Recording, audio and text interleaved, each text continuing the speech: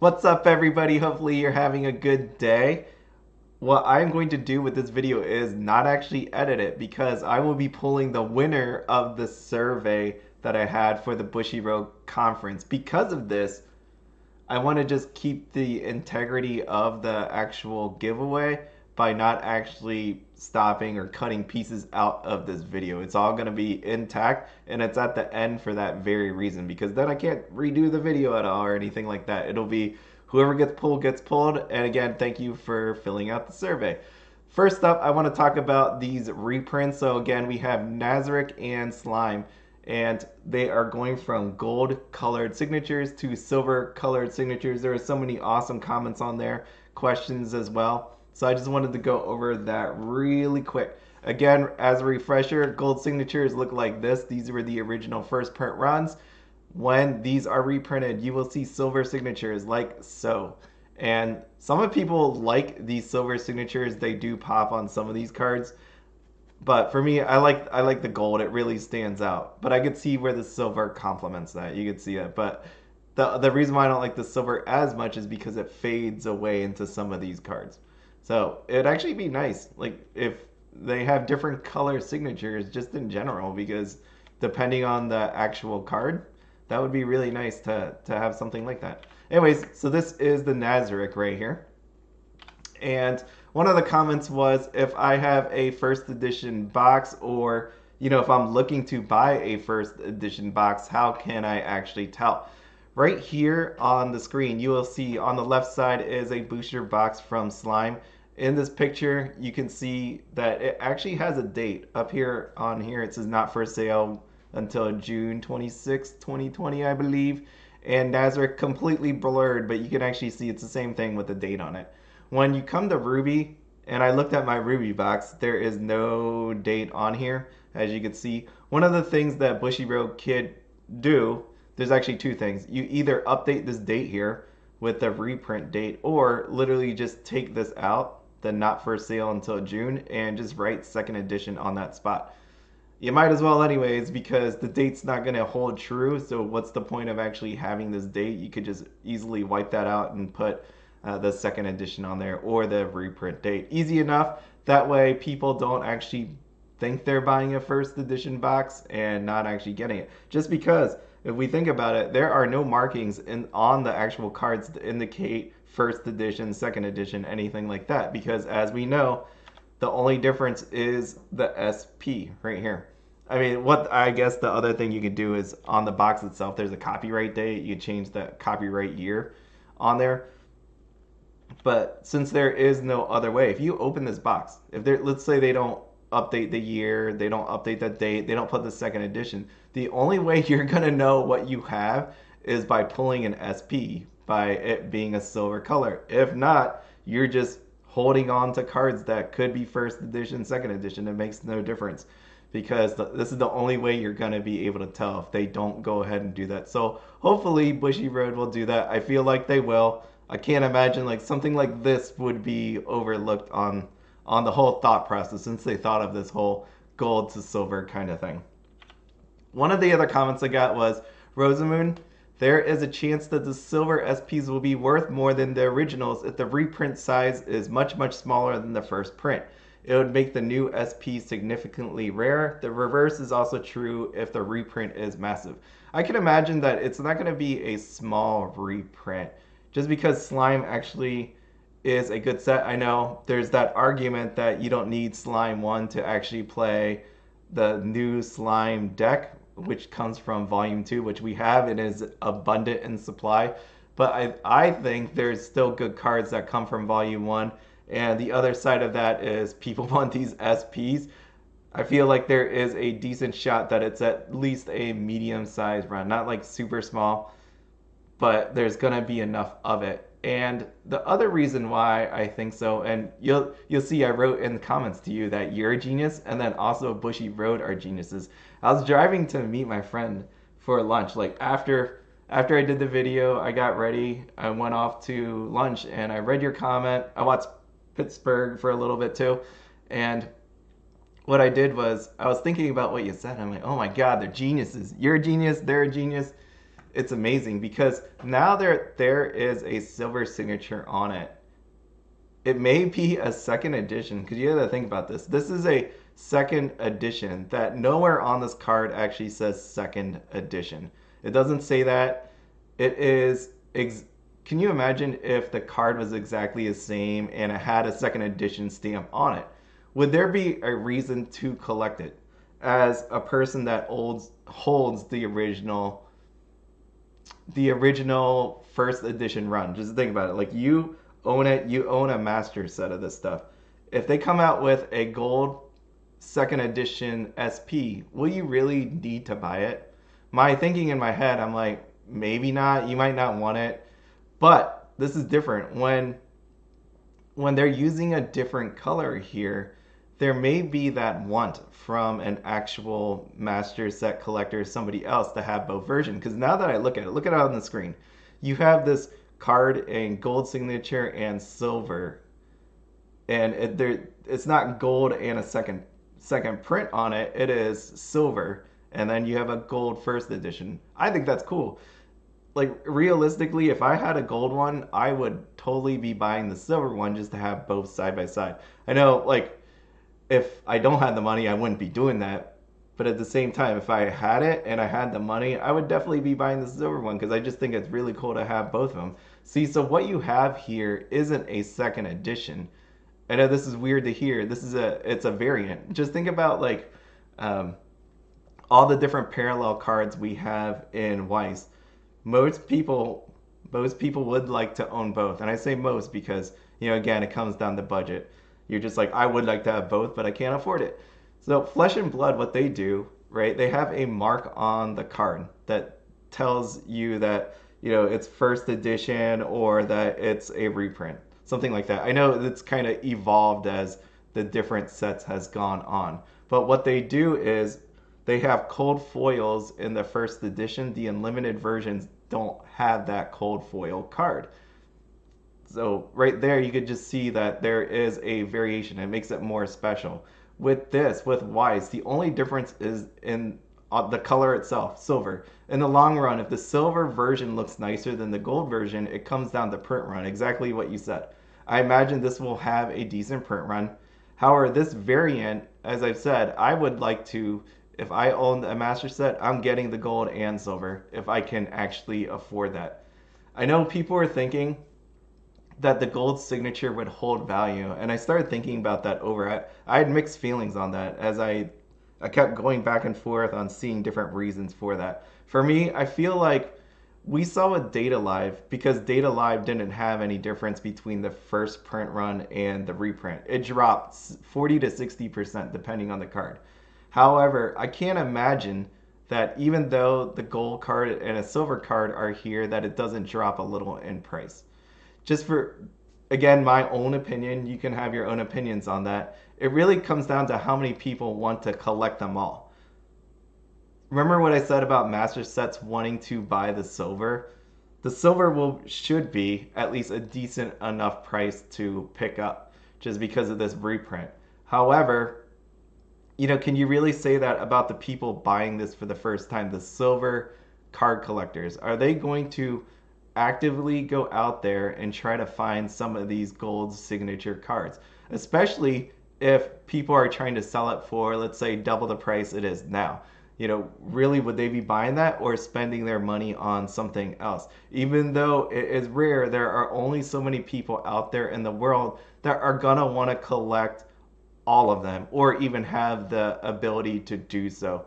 For me, with the increased population of this card, of these SPs, even though it's gold and silver, the overall population increased. And if you don't actually increase the amount of collectors that want to have both of them, then I can't imagine that the gold one keeps going up. At best, for me, it stays the current price.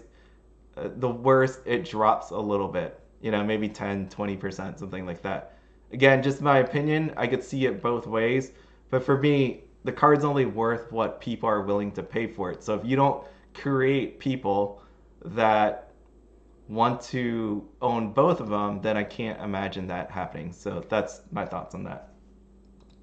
All right, we're going on to RWBY. So RWBY, as we saw yesterday, there wasn't enough supply. People haven't gotten it. People weren't really buying it all that much just because it's a Wednesday. People are still working. It's around the holidays and all that good stuff.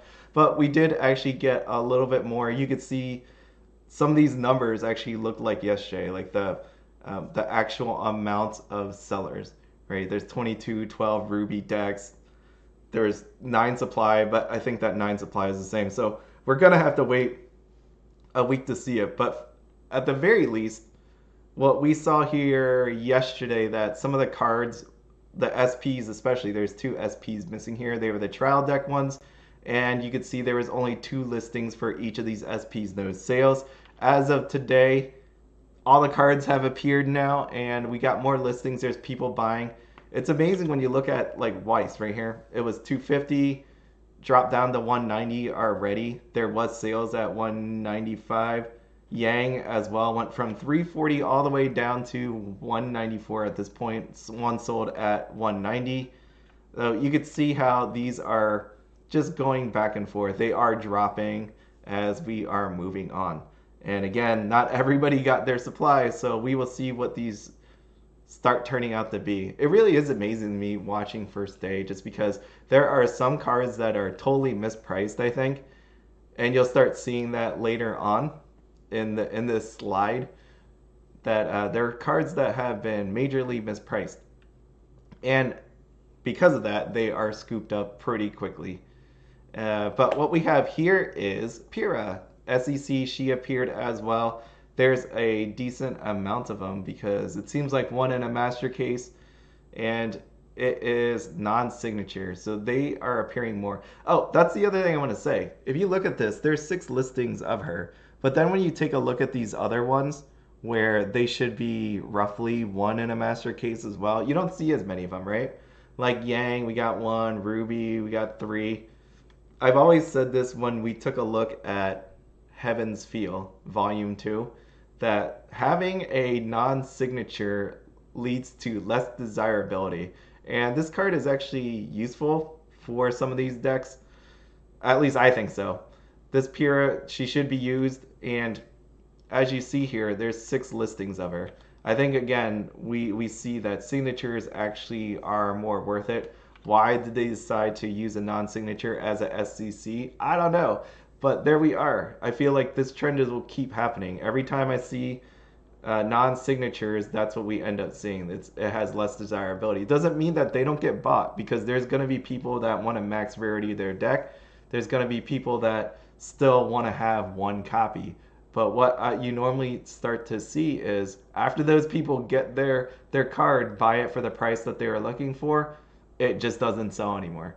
You know, like the desirability of these cards are not as high as all of these signature cards, unfortunately. And that's what I mean. Like, if SEC is supposed to be your secret rare, your higher rarity, why use a non-signature to do so? Don't know.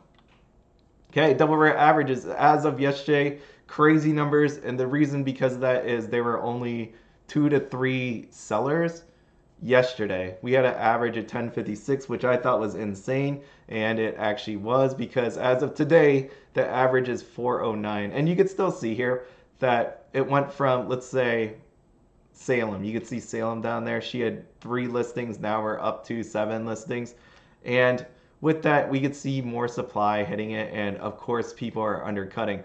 What I started to notice was when you look at the double rares, and what I mean by people underpricing things, yeah, it'll get there eventually, but some people started throwing up, like the same sellers just kept throwing the cards up at 5, like across the board, just because I feel like they don't understand the value of the actual cards. Like, to them, it's almost like there's no differentiation between Ruby Rose and Cinder, because Cinder wasn't all that great, right? It's somehow they're just applying the same price point across all, and when they drop the price, it's only because someone priced it lower than what they had it at.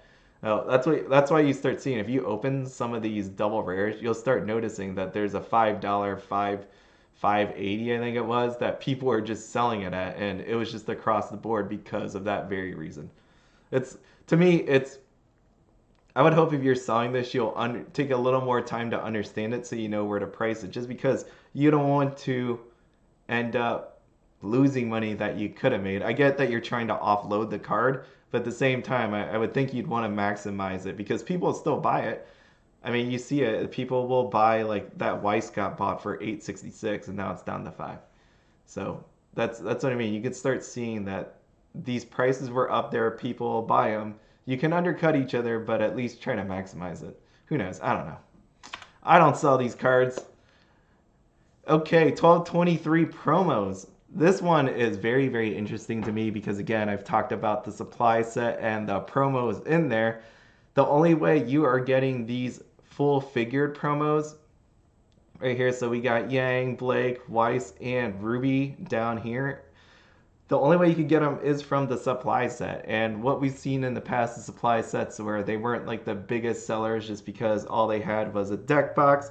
They had 5 boosters and they had sleeves. But in RWBY, we have these PR cards. These PR cards are not the greatest in the world in terms of playability, but at the same time, they have alternate arts and there's shiny promos. So if you actually want to max out this, if you want a play set of this, you're looking for 4 of them, and the only way to do that is through these supply sets. As you can see here, there were 2 on there. There was one Yang for $4 and there was a Blake for $10. Still early on to see what the supply of the supply sets actually were, how many of these actually will exist. But as you can see, once they appear, at least for now, it's only been 2 days, once they appear, they get bought up pretty much right away. I mean, I don't know how long these were here. I know this Blake was, I thought, bought yesterday. This Yang, I don't know. But there we are. Like, they just don't exist. Where we have these promos. It's still early on. Obviously, the more rare of the 2 is going to be the supply set ones. These ones come from the booster box itself, so we should be seeing a ton of them. Where this one, you gotta open the actual supply set, and I don't know how many people actually want to open a supply set to get a dex box, sleeves, and 5 boosters just to get the promo. There's only going to be certain people out there in the world. I know one of them. Good luck, friend. Good luck, friend, on getting all 4. I hope you have a good opening. But there you are. Well, it's going to be neat to see like what actually happens with this, and if the supply set supplies, like the actual amount of them, were just like through the roof because people are buying PRs, or if they printed the same amount. If they printed the same amount, you're not going to be looking at a ton of these cards. And having a variant and you want to have a master set, you're going to want to have these. Okay, triple rares. Triple rares I just wanted to put here because some of them are super expensive, some are not.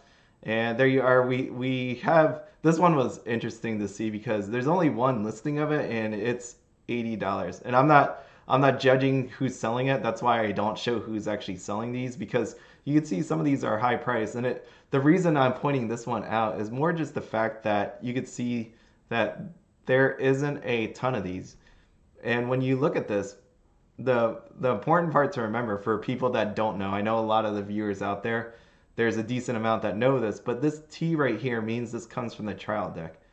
And we know from the trial deck, it is 1 in 6. You get that display box, 1 in 6 out of them is going to have a triple rare or an SP. And right here, there's not a ton of these. This Blake also comes from the trial deck and she is sold out. This RWBY down here. So there's not going to be too many of them if people don't open trial decks. So it's always fun to watch trial deck triple rares and trial deck SPs just for the very fact that they should be more limited than what you get from booster boxes. And that holds true because you can see these come from booster boxes and we got 5, 4, 6, 6, 3. You know, there's plenty of them. There's not plenty of the trial deck ones. If you're ever wanting to buy trial deck SPs and triple rares, outside of the 7 Deadly Sins so far, they hold a pretty decent value just because there's not a ton of them out there that flood the market. SRs, there's not really much to say about SRs. SRs are SRs. They're out there.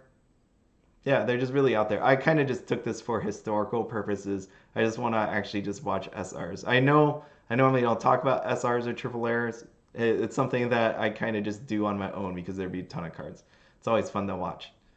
And that is it. Mrs. B, it's time.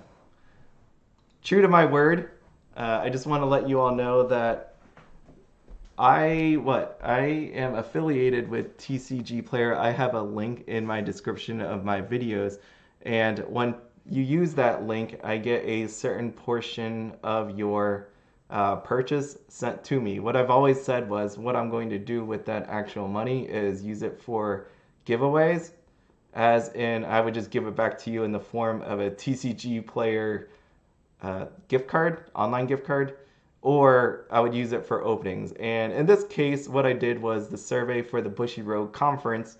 I went and I had a survey. Anybody that filled it out, I didn't say it was a giveaway, but you filled it out. I asked you to put your username here, and here we are. We find ourselves here.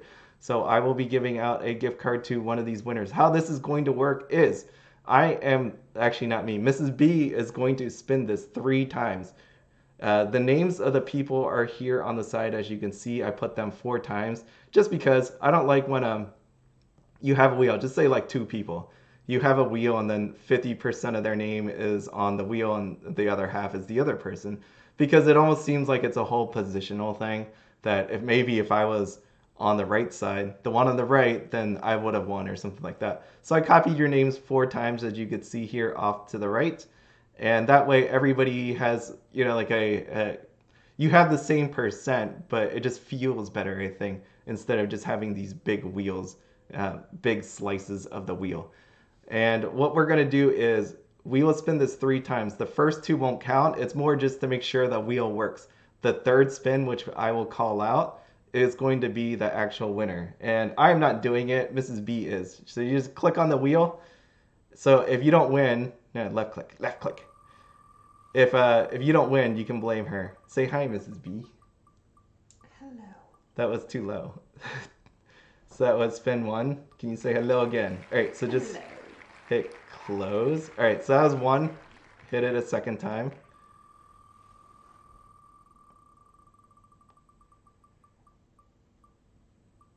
Remza. All right, this will be the 3rd one. So whoever comes up on this spin is the winner. All right. Good luck.